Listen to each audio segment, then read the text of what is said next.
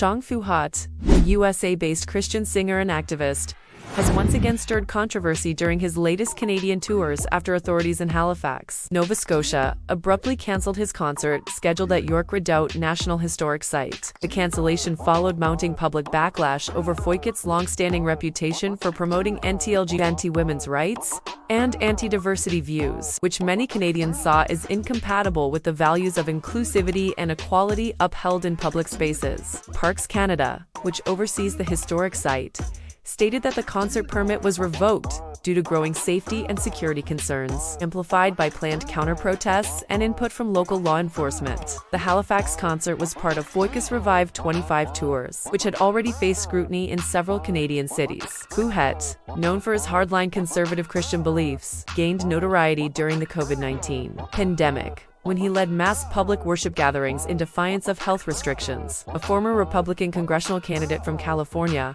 he has used his platform to push socially conservative ideologies, often blurring the lines between worship, politics, and protest. In Canada, his arrival reignited debates around free expression, hate speech, and the appropriate use of public venues. In Halifax, the growing controversy led to community-led mobilization. Local LGBTQ groups, civil rights advocates, and Indigenous organizations voiced strong opposition, arguing that hosting someone with Feucht's track record at a federal heritage site sent a troubling message about who is welcome in those spaces. Inside Team 5, concerned citizens planned peaceful demonstrations, while online petitions calling for cancellation gained thousands of signatures in just days. Parks Canada, under pressure to ensure public safety and uphold national values, ultimately made the decision to cancel the event. Despite the cancellation, Feucht quickly relocated the concert to private land in a rural community about an hour from Halifax. There, his supporters gathered for what he described as a victory for religious freedom and resistance against government censorship. Feucht posted videos accusing Canadian authorities of persecuting Christians and limiting spiritual expression,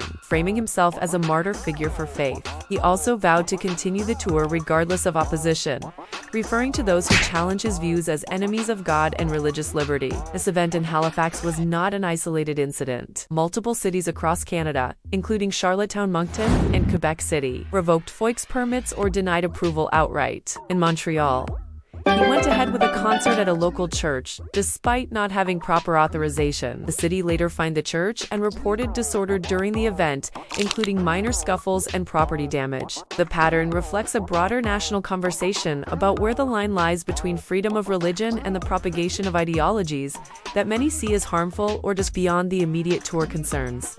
Deeper questions have arisen regarding Feucht's ministry operations. Former staff and volunteers have accused him of financial mismanagement, spiritual manipulation, and inflating audience numbers to boost donations. These allegations have amplified doubts about his intentions, whether his worship tours are genuinely spiritual endeavors or vehicles for political messaging and self-promotion. The Halifax cancellation and subsequent relocation reflect the complexity of balancing rights in a democratic society. While religious freedom is a core Canadian principle, so too are the rights of communities to feel safe, respected, and heard, especially when events are held in public or federally managed spaces. As protests continue to grow in cities on Feucht's tour route, Canadian authorities, faith communities, and civil society groups are being forced to reckon with how to navigate speech, belief, and belonging in a pluralistic country. The controversy has triggered passionate debate online and in traditional media, with some Canadians applauding the government's decisive stance and others criticizing what they perceive as an erosion of free speech. For many, the situation has exposed deep cultural divides and highlighted the need for clear standards around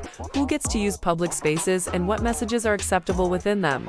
Feucht's Canadian tour continues. It is clear that the music is just one part of the story. At its core is a clash of values that speaks to the soul of Canadian identity. The Feucht's tour continues to stir debate and divide communities across Canada. The Halifax cancellation serves as a powerful reminder of the ongoing clash between freedom of expression and public accountability, whether seen as a stand for religious liberty or a rejection of divisive rhetoric.